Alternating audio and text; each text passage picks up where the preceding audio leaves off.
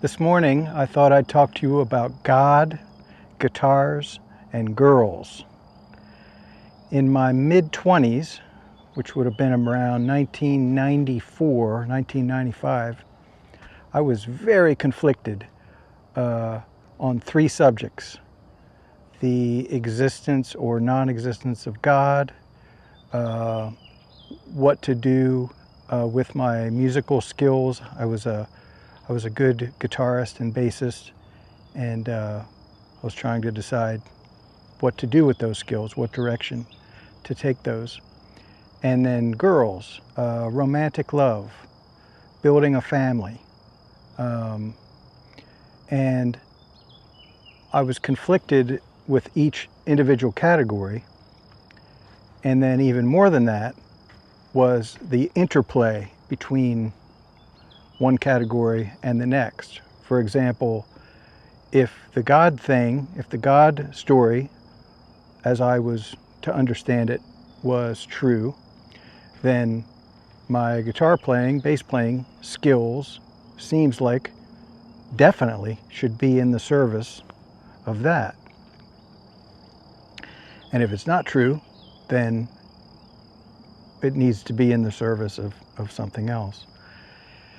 But then, even if you get that much right, then if you go to try to put a family together, well, the rock and roll lifestyle doesn't exactly integrate real well with building a family together in a neighborhood, in a stable, predictable lifestyle. So, and then figuring out what the female of the species wanted and what I wanted. And kind of back then, feminism was definitely a thing, kind of not really anything like it is today. It has spread far and wide, feminist attitudes and beliefs today. Then it was around, you certainly saw it, and it had its influence. And I don't know that I could articulate even what it was back then in the mid-90s. So I had these conflicting categories. I don't know that I'm sure I could not have articulated then even what they were. These were just things that were coming up in my mind again and again. And I didn't know where to turn, really. I didn't know where do you go to find answers for questions of this kind? Who can you talk to? But I did try. I talked to my family, my close friends, my buddies at the bar. None of it in any formal way, of course. I didn't set up a philosophical powwow at the bar and say, hey, everybody get here at 7 p.m. We're going to go over things. I did not do that. But just over maybe a year or two, I would question, I would bring up a subject, one of those subjects out of those three categories, and see what this guy or this gal or that girl would, if they had anything to say about it. And I have to say that I'm grateful for, I talked to a lot of people back then about things, and people were overall very open. It's 30 years ago. I don't remember, I don't remember every conversation by any means, but I just remember bringing these things up and getting a sense of where this person's coming from or how they think about this or that. All ages. I remember an older guy who I knew from down at the golf club where I played golf, and I talked to him. I just happened to be over in his neighborhood and maybe saw him outside or something, and just hanging out and had a good conversation and things like that. So Anyway, after all this time, I don't know what I was expecting to hear and what would have satisfied me, what answers would have satisfied me.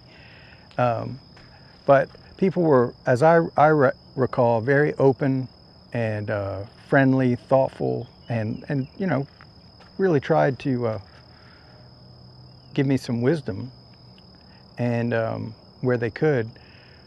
And at the end, you know, after a year or two of trying to piece together what I could, I came to the conclusion that these people didn't know. Everybody said something different. That's really hit me. Like somebody would say about romantic love, for example, you know, that you should commit to somebody, you know, and then just like no matter what, this is your person, and you deal with whatever comes up. That would have been one approach. Somebody else would say, just do whatever.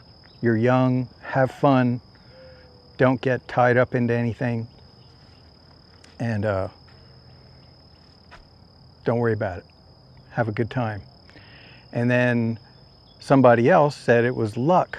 It was just luck, for example. So, you know, I'm scratching my head after this period, like, man, all right. So now really, you would have never known, but I was really conflicted about this. Like it was bugging me. It was stressing me out. I mean, you know, what do I do? How do I approach these things? And I got kind of to a level of desperation when I realized that no one that I was talking to, and these were good people, these were the best people I could find, and they didn't have compelling answers. They didn't have answers that satisfied me. That's not to say they had nothing. It's just that I had to continue on to be satisfied. So the only thing I knew to do, and this is, you know, I'm 25, and time's going by. You hit 25, it's like, man, I got to get serious here about something. And the only thing I knew to do was, I knew that these older guys over the centuries had written books of wisdom. That's kind of how I held it in my head, that there were people who had lived centuries before. I don't know that I had any names really in mind, but I obviously I had heard some famous names throughout history by that time. And I was like, well, I guess I'll try that. That's the only thing I know to do. And if I didn't do it, I mean, I had this thought at the time: if I don't do this now, I don't think I'm going to get anywhere, because you just, you know, when you're up in your 30s, you're not going to change that much. You know, now's the time. And so I decided that's what I would do. I was going to read some books by some wise philosophers, artists, authors. I didn't know who exactly, but I was determined that that's what I was going to do. And I remember I was watching a U2 video, music video for U2 had a song out for a Batman movie. Hold Me, Thrill Me, Kiss Me, Kill Me is the song, and the music video for that. It was a cartoon thing, as I remember. Batman and I don't know, one of the villains. I don't know if it was the Joker or the Riddler or who, but they were kind of walking around this Gotham City urban area, and Bono, the cartoon Bono, was reading a book walking around in the street, and I can't remember how it happened, but the book flew up in the air and landed on the street or on the sidewalk, and it was the Screw Tape Letters by C.S. Lewis on the cover of the book. So I'm like, it's a sign. I'd heard of that book, famous book. I'd never read it. I didn't know anything about it. But I was like, I'll grab the screw tape letters, which I did. And I think I might still have that copy. And I read it, and it was kind of perfect for me because it was pretty short. It was like 100 pages or something.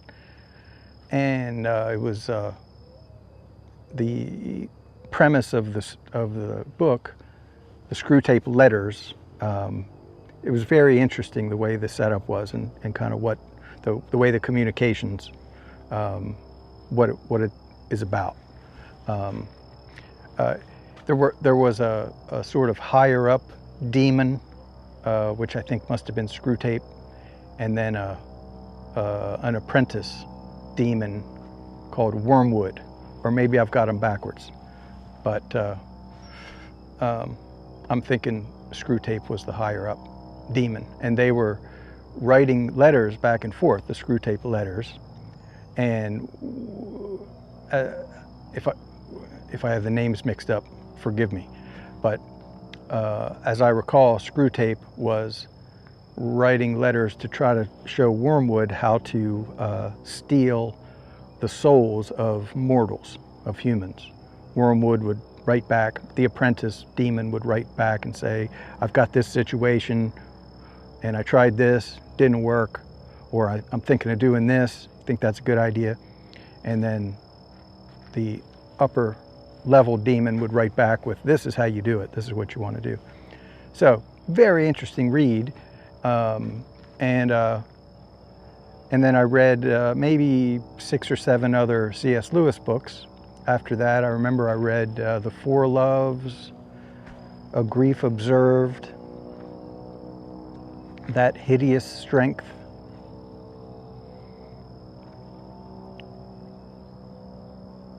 and definitely 1 or 2 more that I can't think of right now. But anyway, so it turned out that C.S. Lewis became a really important bridge for me.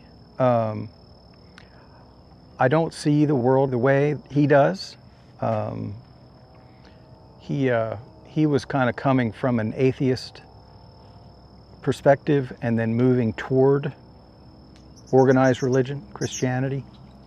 And I've kind of gone from a Christian light. I was never really a religious oriented person growing up. It was around, and it was expected, but it was not pushed on me, not directly at all. But it was around, and you just assumed, well, that's what everybody believes, so that must be what the truth is. But I was kind of heading the other way. C.S. Lewis was coming this way, and I was kind of going somewhere else. C.S. Lewis was really a great influence for me because he used serious philosophical words, concepts, that I had no knowledge of at the time. I remember he used the word epistemology someplace, and I'd never heard of that word. I had no idea. I would come to find later that that's really such an important concept. It's connected to the word epistle, if you know that word from the Bible. Epistemology. Metaphysics, he may have used that word, and that word took me 3 or 4 years to understand what it meant. Not from C.S. Lewis, but from later reading that I would do. I ran into that concept, and I would always look these words up in a dictionary. I learned to do that. If I come to a word in a novel or in a book that I'm reading, I'm like, I don't know that word, and I'll have a dictionary and I'll look it up, and I got in the habit of doing that.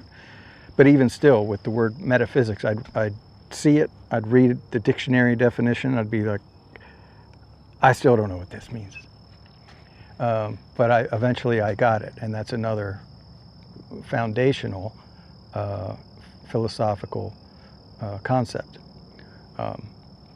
Ethics, C.S. Lewis would talk about ethics a little bit. And it was perfect for me, as I say. He was a bridge that I don't think I would have been able to read, say, Aristotle's Ethics I'm a big Aristotle guy, and Aristotle's Ethics will use some of these terms, and it's difficult enough anyway to feel grounded. Now I know where Aristotle's coming from, and it's, you know, it's more like a breeze to read Aristotle. I mean, I can maybe I'll only read 2 sentences and have something to think about for the whole rest of the day, but I pretty much know what he means. I mean, if not always, almost always now. But then I wouldn't have known what he was talking about. So C.S. Lewis was a really important figure for me. So anyway, it was these 3 categories that really had me baffled, not only individually. I mean, I knew how to play music. That was the thing. I was like, I'm actually like, this makes sense. I know the language of music. I know the keys. I've got technique, and I've got a good ear, and I know, you know, all this music from the 60s and 70s and 80s or whatever.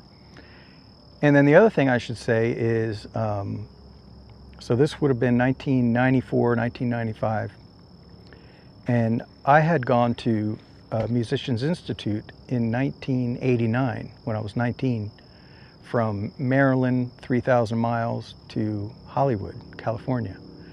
And it was great. Tommy Tedesco from the Wrecking Crew was one of my teachers. Norman Brown, great guy, great player, great teacher. Scott Henderson, Paul Gilbert, Paul Hansen, Jeff Berlin was there on bass, Tim Bogart on bass. So many people. Joe Pass would come by, and so great school. I had a ball. I learned so much, and during would have been, I guess, the summer of 1990. There was a guitar player there. I think he may have been part owner of the school, or he had a high position at the school at this time. Don Mock, a guy named Don Mock, very nice guy, and he was commuting from Seattle down to Hollywood. I'm going to say maybe he would come down once a month and just hang out with the guys. There was a lot of hanging out that went on at this school, and just talk about, you know, what are you guys thinking about doing when you graduate, or you know, what do you think of this, what do you think of that trend, do you know about this, that kind of stuff. And Don Mock said to us, I remember, it was probably this one conversation, maybe there may have been 20 of us, and he said, you guys, when you graduate, you should come up to Seattle. There's a scene happening in Seattle. So, seriously. And I'm from Maryland, I'm in Hollywood, and I'm like, Seattle? Seattle? Never considered Seattle. I knew the Seattle Seahawks, Jim Zorn, Steve Largent. So I didn't really give it a second thought. But he was right. There was a scene. It is what turned out to be the grunge scene a few years later. Nirvana, Pearl Jam, Soundgarden, a bunch more. And that was never my scene. My scene was what we now call the classic rock scene, if you like Journey, Rush, Zeppelin, Pink Floyd, the Beatles, Genesis, Yes, Tom Petty, Paul Simon, singer-songwriter stuff, all of that. And the world was changing again. So now if I go back to 1994, 1995, musically, I was like, what is happening here? I didn't understand it. I didn't like it, but I was more baffled by it than anything. Like, what is happening?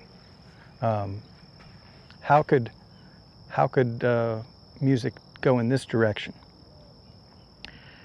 And I didn't understand it. And that was really the big motivator, because if there was anything in my life that like actually made sense, it was music. Like the language of music, I can talk about it right now.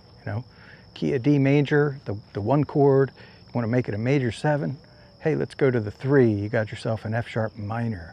You want to go to an F sharp minor 7, and then up to the 5, an A, and then you can do all kinds of things on the 5, and then that'll take you back to the 1, or you could go to the 6, or so on.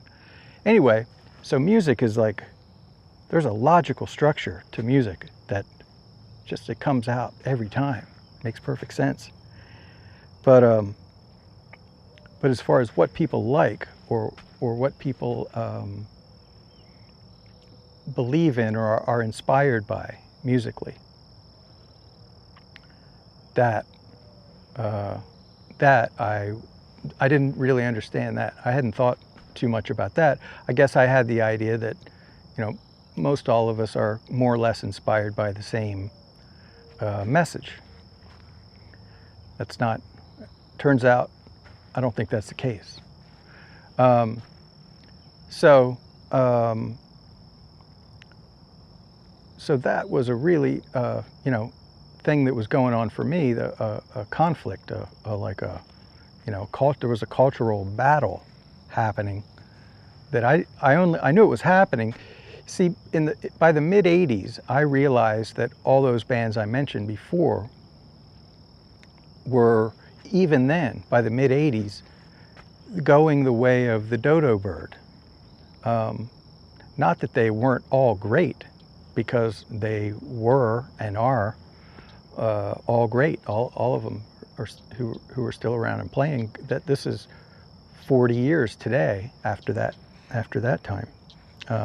So, I guess a lot of those guys would have been in their 30s. Maybe, Paul McCartney would have been a little over 40. John Lennon had been shot dead in 1980, which I remember, and listened to that on the radio and came out and looked on the TV. But so this would have been mid-'80s when, not that many years after that, and just where the whole thing started changing. So, if Paul McCartney was 42-ish or so, then he had a lot left in the tank, and he did a lot of great music after that. But culturally, they came. Their influence on the culture was, I want to say negligible, but that's a little too strong. It was waning.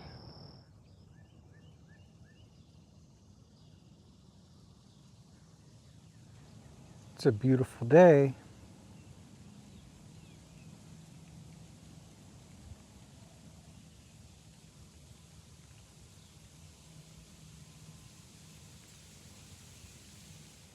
So my crucible, those 3 categories, God, guitars, and girls, they motivated me to continue reading and to continue thinking and talking to people. And, I went to conferences, and it's been a really big part of my life, philosophy. And if I would have had 10 categories that I was confused about, I don't think I would have even started. Thankfully, in my case, I really had those 3 pretty well delineated. Like these were the ones that they just kept coming back. And so even though it was a lot, I could kind of sort of imagine wrapping my head around getting answers to those 3 questions, those 3 areas. Yeah, so that's my my crucible. I don't suppose there's anybody else out there, or very many, who would have those exact three concerns at the same time. But those were the ones that were on my mind. What what questions do you have? If you're a young person, what questions are you struggling with? Philosophy can help. And you take a category at a time, and you face them, and you're honest about what it is that's going on. The more honest you are, that's the fastest way through. It's not always fun, but it's just the reality of how things are. If you're an older guy, I'm 56, and getting on a bit. If you're getting on a bit, what questions do you ask yourself? What are you struggling with these days? Is it coming up on retirement? Is it something about the way the world is, where the world's been, where the world's going, artificial intelligence?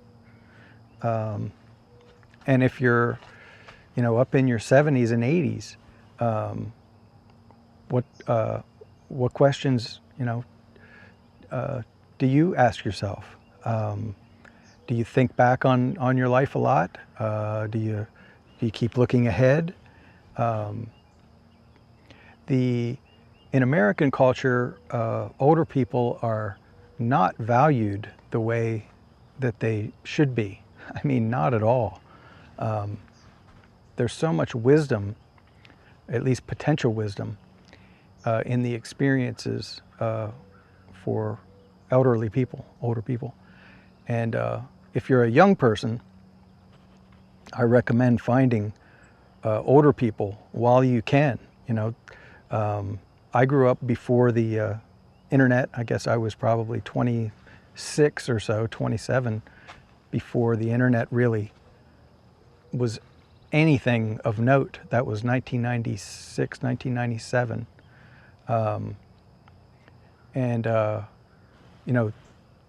There are the people who grew up before the internet had a different experience of life. And I think those people are very much worth talking to and asking about what life was like before the internet came along.